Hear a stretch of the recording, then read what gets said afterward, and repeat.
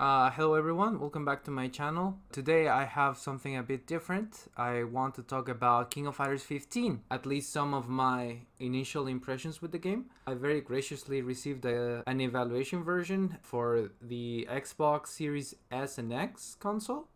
The key was provided to me by SNK, and I'm very happy I was given the opportunity to get the chance to try this game. I think it's a bit of a rarity to talk about an Xbox version, so I decided to go with the Xbox version, which is currently my most played console. Even though I have a pretty capable PC, ever since I moved to China, the Xbox has been a real lifesaver. I've had already a few days with the game, and I want to give some impressions before I make a full video review. One of the things I really liked right from the start is that it is just jam-packed full of content. If you played the Street Fighter V when it came out, as I remember, it wasn't in a very good state. The main focus of that game was basically the net play, the online, which is fine. I mean, don't get me wrong. In fighting games, of course,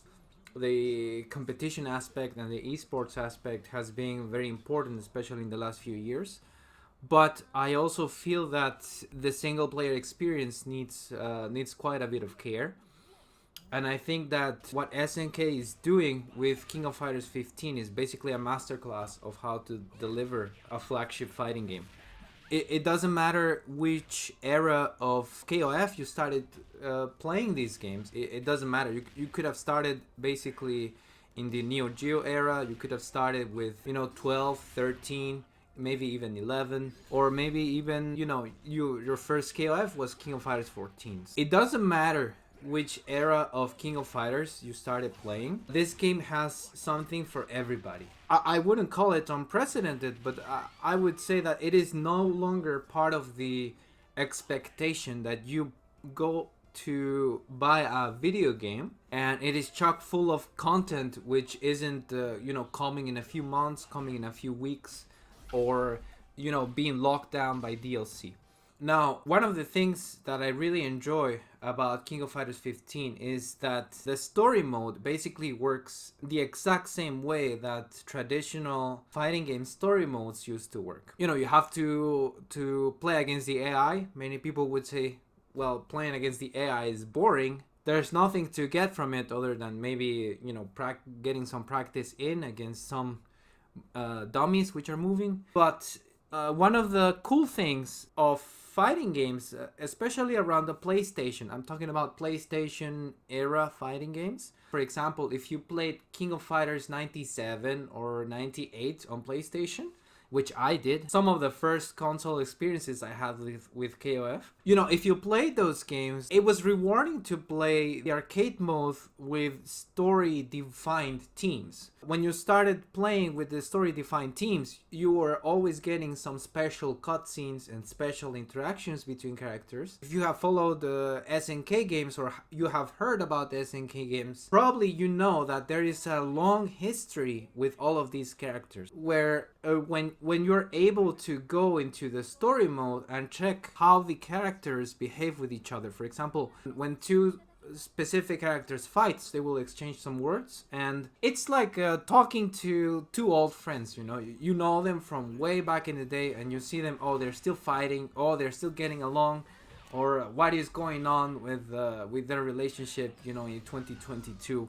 I can best describe it as something like this. There are some plot lines which have been basically developed in this manner. Going back to that classic fighting game story mode aspect, you can collect endings basically. So if you beat the story mode with a set of particular 3 characters, you can go ahead and go back to the gallery and you can watch the endings if you want to do so. I want to point out that, at least to my knowledge, probably the first fighting game to do this was precisely at least the Neo Geo CD versions of KOF, and that was because not all of the endings in KOF were kind of straightforward. I think the most famous example is KOF 97, where you have a bunch of special teams. Some of them are easy combinations to understand, like for example, you take the main characters of the 3 mainline series, right? Like Fatal Fury, Art of Fighting, and KOF. So that would be Kyo, Terry, and Ryo. And you get a special ending. If you're hunting for a special ending, you can sort of have an idea of what to look for. But there are some combinations which are not very straightforward. You know, one of the things that the PlayStation versions were pushing is that you could collect the endings and you would know that you were missing some endings, you know? And I mean, this goes back to, at least in my experience, it goes back to my childhood where my brother would record the endings of Street Fighter 2 on VHS, you know? So collecting endings is not a new thing, but it is a thing which used to be very big back in those days, like before fighting games were all about just the net play, you know? And I think this is fantastic. I think they really did a good job in polishing the single player experience. There are so many things to try out if you're doing single player. Like there's a challenge mode. There is an incentive for collecting the music. Like if you're a fan of KOF music, you can keep collecting the music and you can use it in game, which is fantastic, right? I think the great thing here is that SNK is not only embracing their history, but they're also making sure that there is something for everybody, you know, and this is something that I really, really enjoy. So, general impressions about the Xbox version, right? So, I am playing on an Xbox Series S, so I am playing on the cheapest console. Basically, my setup is I have the game installed on an external expansion card. It is about at least 20 gigabytes and less than 30 gigabytes. I believe it was around 23. The game loads extremely fast. If you're playing on an Xbox Series X or a Series S, the only way to install it is to get the game on your SSD, either the internal hard disk or the storage expansion card. Basically, the main loading of the game, I would call it, like the main piece which is, actually feels like loading is when you start a new match. Like the very beginning of the match. The loading times are extremely short. I'm talking, almost instant. If you play the game, you can actually see like a spinning ball, whatever, in the corner of the screen. But if you were to replace that spinning ball for for example, that versus screen, which was in KOF 99, I think it would last basically the same time. It was precisely during that versus screen of 99 where they were doing, if necessary, if I recall, the memory bank switching to access the data of whatever character was coming. Essentially, we are at the point in 2022, we are sort of approaching cartridge loading speeds, and I think this is really awesome. I made a video some time ago. I believe it was basically last year before I moved. I noticed how there were performance problems in trailers posted by SNK.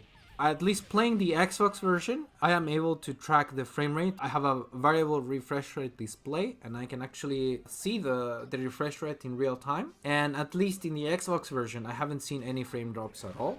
But I have finally understood what the problem was in those trailers. So if you pay attention to the KOF trailers that were being released at that time, you can see that the game is running with ray tracing. If you actually get the PC version, there is a specific setting called ray tracing. This ray tracing setting simply enables real-time reflections in the stages, and this setting is very obvious in one of the nighttime stages. It is that stage with the fountain in the middle. So if you look at the floor, you can tell there is some extra reflections in the scene. And if you go back to those trailers, specifically the Vanessa trailer, you can see that the game was running with ray tracing.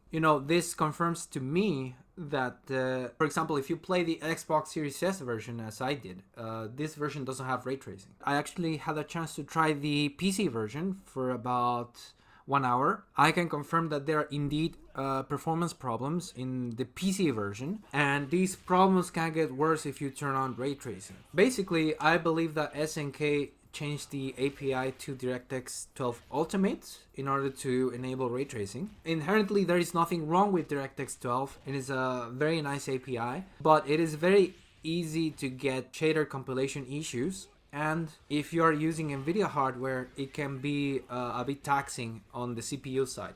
So I believe that when the trailers were being recorded and they had the ray tracing on, what we were seeing in the trailers was actually a performance issue caused by a CPU. You can actually see that whatever was used to record the video, it was doing so at 60 FPS, but the game was suddenly getting slower when certain things were happening on screen. And you know, ray tracing can be a bit heavy on the CPU. I think this explains why there were performance problems in those trailers. I'm happy to say that at least in the Xbox version there are no performance problems. It runs perfectly fine. Sadly, with DirectX 12 you also need to wait for shader compilation. You know, one of the problems of the PC version is that not everyone is running the same hardware.